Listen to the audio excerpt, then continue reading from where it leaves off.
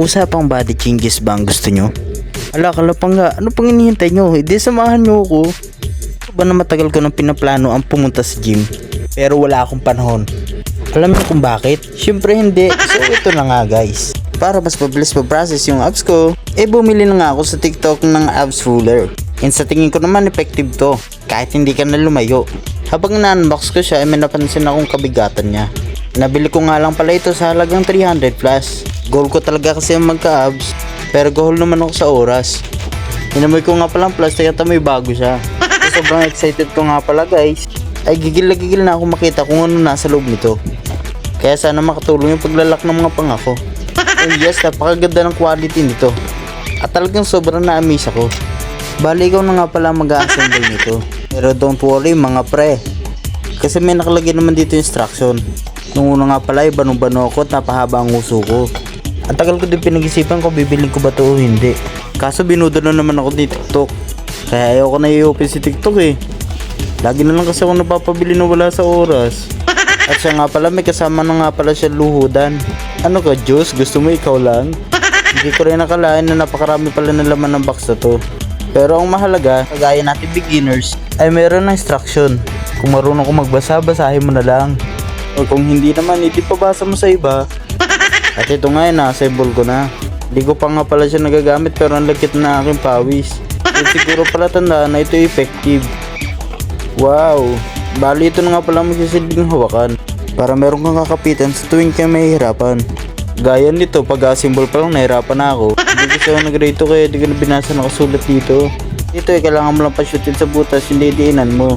Akala ko finished product na yung headset natin. Pero napakadami pa palang dapat gawin. Gaya ng pagdidikit na rubber na to. Makakatulong ito para hindi manakit yung elbow mo. Balit kabilaan nga palang kailangan mo lagyan. Kailangan nga palang ayusin mo yung pagkakalagay para hindi siya matuklap. Tapos ayun lang. At ito na nga yung final assemble ko guys. Pagmasdan nyo kung gaano kaganda.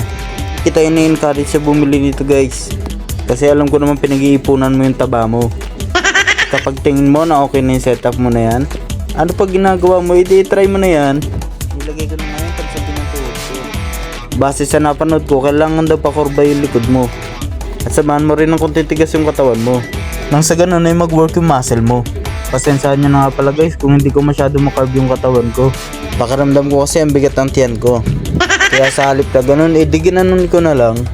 Pero grabe guys, nakakatuwa ito gamitin. And I highly recommend na rin. Sa gusto lang ha, hindi ko kayo pipilitin. Alam ko marami sa inyo ang nagpaplano magpapayat na. Ganyan din kasi ako noong una, hanggang plano na lang talaga. Kaya mas maganda yung plano mong drawing na lang, kulayan mo na. Wala namang mawawala kung susubukan natin, di ba?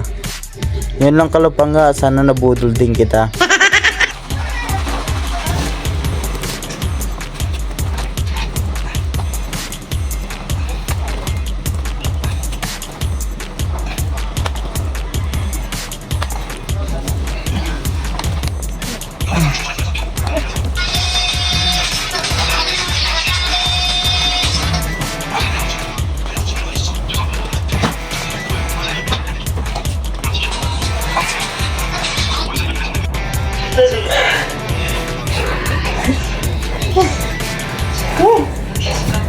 Yun na nga pala kalapangga, maraming salamat sa panonood at pagtsatsaga.